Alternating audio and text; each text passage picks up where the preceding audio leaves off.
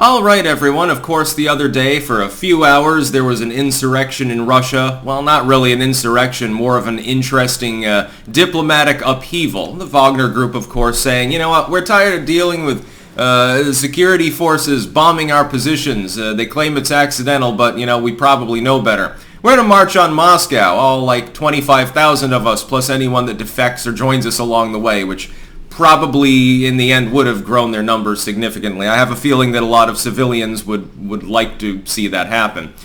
It fell short, and we're not sure exactly why. Now, firstly, I would remind people the fog of war is still permanently in effect in that region of the world.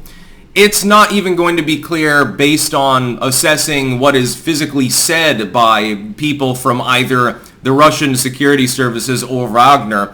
It's not going to be clear that anything that they say isn't hyperbolic or propaganda.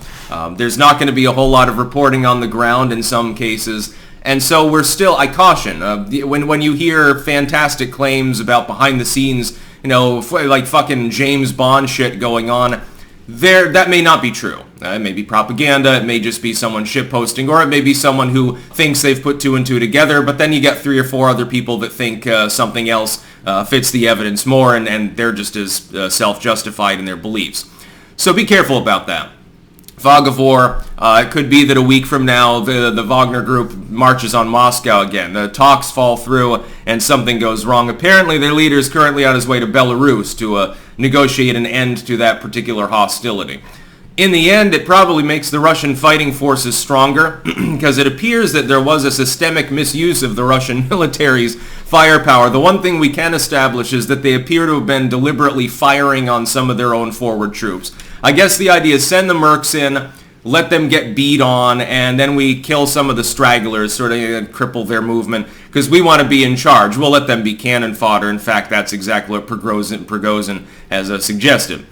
But that's just his claim. We're not 100% sure. We just know that some wrongful strikes happened. Anyway, something interesting since, again, other than updating what Prigozhin or Putin or someone else in the ministry says, there's not much else. There's no expertise there to actually update anything. I'm not embedded in Moscow at the moment, so I can't tell you what the road conditions are, for example.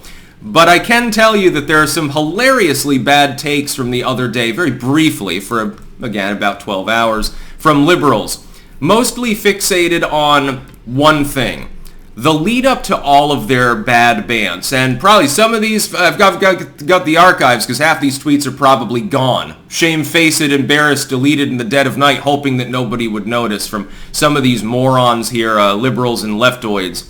One thing I saw, and I guarantee it was an AstroTurf, in the off chance that Putin was ousted, the Wagner Group takes over. Do you know what they were setting up to do? And it doesn't take a fucking genius to figure it out. The first time I saw a post akin to this, I'm like, oh, okay, this probably came from David Brock's people or something. The concept that Joe Biden had engineered the downfall of the Russian Federation and or Putin and Putinism as a prelude to forcing an end to the Ukraine war. Look at him. For only a few $1 billion, he's overthrown one of the major world economies and military powers. Wowie kazowie, we have to re-elect this man, he's a fucking genius. That was actually what they were going with. Now, had Putin been shot in the head the other day, or pit-bombed or something like that, I would have pointed out, okay, yeah, the general public will give Biden credit for that, because it'll be AstroTurf 24/7 by the legacy media and by all the DNC-paid craptovoids like Harry Sisson for an extended period of time. It will end up influencing public opinion. But Biden had very little to do with it. Of course, he's barely in control of his bowels, so as far as U.S. policy right now, it's a bunch of generals and, like, you know, Raytheon execs and stuff that are controlling the shots. Also, you've got a much greater amount of influence from certain European countries than from the United States over what's happening there. But just fucking trust us, give Joey credit, is what they were going with. I wonder, are these liberals now going to turn around and blame Joe Biden's shitty foreign policy for the fact that the Wagner Group didn't manage to take over Moscow and kill Putin? Quite clearly, if that would have been Joe's responsibility and he gets all the kudos for it, aren't you going to give him a round of boos? Of course not. That would require that they get past their cognitive dissonance. Here are some of the worst takes, though, in general. We have Mike Singleton. Of course, he's one of the all-time best at self-owning. It's a picture of Putin with a caption that says, "Good riddance." All right, well, he's still there, Mike. He does not appear to have actually left Moscow in the first place, although I did hear that he fled. Well, he's probably getting lunch in Belarus or something. Brian Krasenstein. It is rather ironic to watch Republicans root against what appears to be the Wagner Group trying to take Moscow. Now, I didn't really see that. I did see people pointing out better the devil you know, and the fact that Vladimir Putin, at the very least, has been in state and diplomatic roles for an extended period, so he kind of knows how to manage the nuclear stockpile without an accident. Does Prigozhin? Well, we're not 100% sure. I'm sure that an attempt would be made. Former Representative Adam Kinzinger just said it best. So he's quoting Kinzinger here. You know that it's going to be a shit. It's a hot take. Hot, like a pile of pig poop on the sidewalk in July. This is a massive blow to the Russian Republic and a massive blow to their military effort. I doubt that's true long term. And I will also say it is a massive blow to the people here in the United States like Tucker Carlson, who have been parroting Putin talking points. When? I don't really see it. I see people in the United States saying, hey, we've got a bunch of homeless veterans lying out on the streets. Why don't we stop giving tens of billions of dollars to Ukraine when we could be using it to help people domestically? And why are we involving ourselves in another forever proxy war? Because the last couple went so well now, didn't they? Afghanistan is just a glowing paradise of first worldism now, like it was before it fell in the 70s. Iraq is so stable. Syria. Egypt doesn't have any issues whatsoever. Look at Libya. Libya was a real winner. Every time we get involved in one of these conflicts, even in the intel and advisors department, it blows up in our face because that's not the expertise of the kind of military we field. But Kinzinger is a war hawk. He's like John McCain. Heath Mayo. I have no clue who Heath Mayo is, but he's got a reasonable following, so I just saw this and had to put it in. It's remarkable how quickly world events are showing how badly wrong people like Tucker Carlson, J.D. Vance, Donald Trump, and Ron DeSantis were on Ukraine. Just a total and embarrassing miss on the most consequential geopolitical events in recent decades. This is historic. There's nothing historic about what just happened. Russia is practically the land of revolution and counter-revolution, even when things are peaceful. There's never been a long-term stability there, including after the dissolution of the USSR. Towards the end of things, you're rocked by massive GDP losses and all sorts of court intrigue. Putin was, by the way, part of it at the time. He learned from the best. Look at Boris Yeltsin and the Moscow coup, if you don't fucking believe me. That was 93. The fact is that what's going on in Russia and Ukraine is major, but what just happened with Wagner diffused immediately because cooler heads prevailed. The Russian security services probably said, oh shit, well, we're going to have to talk to him now because we can't divert troops away from the front in large enough numbers to combat a force that large. And Lord help us if the soldiers around Moscow begin defecting, we're toast. We're gonna end up in a gulag or something. So they said, please, Wagner, we'll sweeten the deal. Go to Belarus for a holiday weekend, and we'll figure things out then. Can you please stop? And he agreed. Joe Walsh. Oh boy, he has really great takes, doesn't he? He's got TDS worse than almost anyone else in the world. Number one. 3 thoughts this morning. Number 1. Putin's invasion of Ukraine last year will go down in history as one of the biggest fuck-ups and miscalculations ever made by a major figure on the world stage. That may end up turning out to be true. That's not a bad take.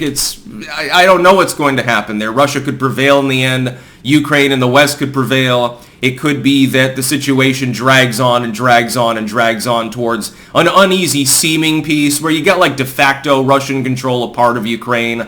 The Ukrainians refuse to relinquish it, but they can't really do anything, and you end up with border incursions and skirmishes. Number 2, Joe Biden's response to Putin's invasion, Biden's strong defense of Ukraine, and Biden's leadership in assembling a unified worldwide coalition to stand with Ukraine and against Russia will go down in history as one of the greatest defenses of freedom and sovereignty ever put together on the world stage. Boy, oh boy, did you jump the gun with regards to this tweet. Again, one of these many posts that were being made trying to preemptively give Biden credit for what they hoped would be the ousting of Vladimir Putin. By the way, regardless of who came after Putin, whether it's some sub-minister or whether it's someone from Wagner, it wouldn't matter. It would still be, the country would still be under the control of a strong man anyway. It would still be a quasi-autocracy. Nothing would change except the figurehead at the head of the column. Number 3, the world is so fortunate Trump lost in 2020. Yeah, the Ukrainians are really fortunate. The second Trump leaves, Crimea gets invaded under Obama. Trump gets in there, tells Putin, hey, you might want to knock that off because I'm fucking nuts. And for 4 years, nothing happens. The second that Trump leaves, Ukraine gets invaded again. Under a president who had served under the former president under which Crimea was invaded. It's almost like U.S. state policy under Obama and Biden fucking sucks with regards to these issues. But yes, we're so fortunate. Brooklyn Dad Defiant, or as I call him, Crooklyn Dad Degenerate. Boy, I tell you, it's a good thing Joe Biden beat this Putin puppet in 2020 because things would have turned out very differently in Ukraine and Putin might not be running for his life at the moment.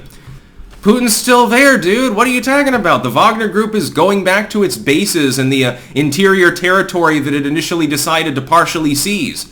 Nothing has happened. They withdrew and said, well, we don't want to cause bloodshed. I don't necessarily believe that that's the reason why. I think that there were interior talks ongoing the entire time. These people tripped over themselves to try to give Biden credit for something that ended up not happening. Hey, Crooklyn Dad, why don't you not bother deleting the embarrassing tweet, because as you can see, it's archived anyway, and issue another one where you blame Joe Biden for the fact that Wagner retreated or whatever. And then Rick Wilson. Oh, goody, Rick Wilson, one of our favorite commentators. He's so intelligent. The vast pro-Putin fan club in America's alt-right, which literally no longer exists, half of them have become Bernie bros with racism tacked on top. And MAGA community is going to go through some things. Yeah, well, the MAGA community right now is laughing at you because of your severest TDS and your Biden worship. As far as the alt-right, it no longer exists. And as far as people like me, not being a Republican admittedly, I'm not rooting for Putin any more than I'm rooting for anyone in that particular theater. I'm rooting for the civilians on all sides who are suffering because fuck your wars. Rick Wilson and all the other TDS suffering neocons, though, they never met a war that they didn't want to prolong or engage in. If right now a handful of troops from Ethiopia were to cross the border into Somalia for some reason, you can bet that these people would want a U.S. response and boots on the ground immediately because it makes them fucking money. So yeah, some fun quotes. As the Russiacoup ends less than 24 hours after it fucking begins, well, they got a little bit of egg on their face. Half those tweets will probably be down at some point over the next 24 hours. That's about all. Peace out.